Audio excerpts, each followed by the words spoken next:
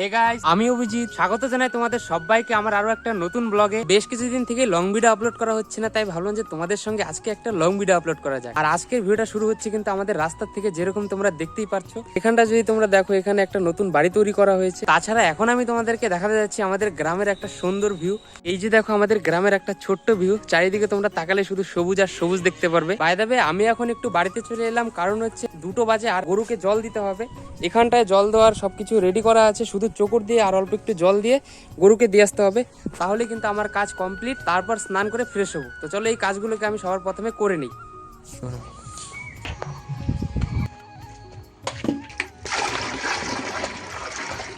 স্নান করার আগে আমি চলে আসলাম একটু এক্সারসাইজ করতে।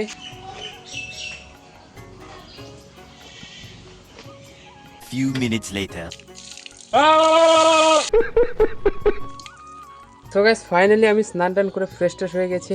এখন একটু টিভি দেখি, আর এদিকে দেখি মা কি কি বানিয়েছে খাওয়ার জন্য। আলুর দম, এই ওঠানো যাবে না, বাদ বাকিটা পরে দেখে নেবো।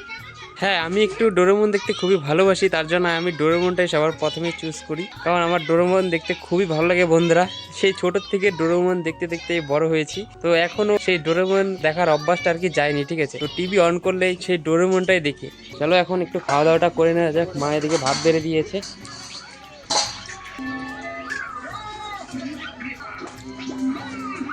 চলো খাওয়া দাওয়াটা করে তোমাদের সঙ্গে কথা বলছি। খাওয়া দাওয়াটা কমপ্লিট করে একটু রেস্ট টেস্ট নেওয়ার পর আমি একটু চলে এলাম বন্ধুরা আমাদের জেঠিদের ছাদে। চারিপাশটা দেখো কত সুন্দর লাগছে। আর দেখো এই আম গাছগুলোতে প্রত্যেক বছর কত আম ধরে থাকে, কিন্তু এই বছর একটা আমও নেই। এখানে একটা রয়েছে আম গাছ, এই পাশে একটা আম গাছ রয়েছে, কিন্তু দুটোর মধ্যে একটাতেও তোমরা আম দেখতে পারবে না। প্রত্যেক বছর এই আম গাছগুলোতে কিন্তু অনেক আম ধরে থাকে, এই বছর বন্ধুরা একটা আমও ধরেনি।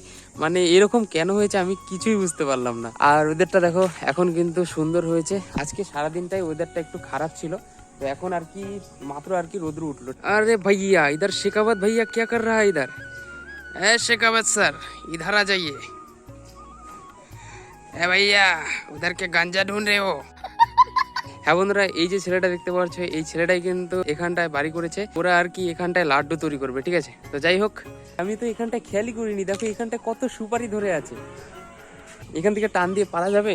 না, যাবে না। পেরেই বা কি করবো, আমি তো খাই না। আর বন্ধুরা, বেশ কিছুদিন থেকে আমার চ্যানেলের রিচটা একটু ডাউনে চলছে, তো তোমরা একটু সাপোর্ট করো যাতে আমার চ্যানেলের রিচটা ঠিক হয়ে যায়। আমি এখন একটু চলে এলাম কিন্তু আমাদের জমির দিকটায়। তো ব্যাপারটা হয়েছে কি, মা ওদিকটা আর কি ঝিঙে বিচি গাছে, সেখানটায় আমি যাচ্ছি। এই জমিগুলোতে কিন্তু আমাদের আগের বার জাংলা ছিল, সেই জাংলাগুলোকে ভেঙে ফেলা হয়েছে, কারণ প্রত্যেকবার একই জমিতে জাংলা দিলে সেখানটা ফসল ভালো হতে চায় না। সে কারণে কিন্তু এই জমিগুলোতে জাংলা ভেঙে এই যে পাশের জমিগুলো দেখতে পাচ্ছ, এইগুলোতে আর কি এবার জাংলা দেওয়া হবে। এই যে থলগুলো দেখতে পাচ্ছ, এই থলগুলো দিয়ে কিন্তু মা হচ্ছে ঝিঙে বীজ লাগাচ্ছে। এদিক দিয়ে আর কি শশা বীজও লাগানো হয়েছিল, কিন্তু সেগুলো মারা গেছে। আর কিছু কিছু আর কি আছে এখনো, যেরকম এখানটা দেখো সবগুলো কিন্তু চারাগুলো হয়ে গেছে। অনেকগুলো আর কি ফলের মধ্যে সেই বীজগুলো আর কি হয়ে উঠতে পারেনি, সেই বীজগুলো আর কি পচে গেছে ভিতরে, ঠিক আছে। বৃষ্টি হয়েছিল সেই কারণে ওরকম হয়েছে, তার জন্য আবারও সেই বীজ গেড়ে দিতে হচ্ছে। এই যে দেখো মা এখানটায় ঝিঙে বীজ লাগাচ্ছে। তো এরকম করেই কিন্তু যে জায়গাগুলো আর কি গাছ হয়নি, সেই জায়গাগুলোতে আর কি বীজ লাগানো হচ্ছে আবারও, যাতে গাছগুলো হয়ে যায়, ঠিক আছে। তো চলো ভিডিওটাকে আমি আর বেশি বড় করছি না, ভিডিওটাকে আমি এখানটায় শেষ করছি। ভিডিও যদি ভালো লেগে থাকে লাইক শেয়ার সাবস্ক্রাইব করে দিবে। বাই।